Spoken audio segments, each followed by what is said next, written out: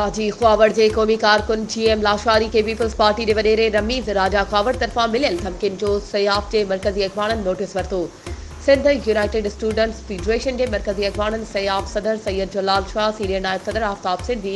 नायब सदर Waqar Choliyani, general secretary Jam Akash, joint secretary Qasim Shahani, finance secretary Danish Khoso, information secretary Israr Sahar पंहिंजे गॾियल बयान में सयाफ़ यूनिट गाजी ख्वावड़ के जनरल सेक्रेटरी GM लाशारी के पीपल्स पार्टी के वडेरे रमीज़ राजा ख्वावड़ तरफ़ां मिलियल मोतमार धमकियुनि जी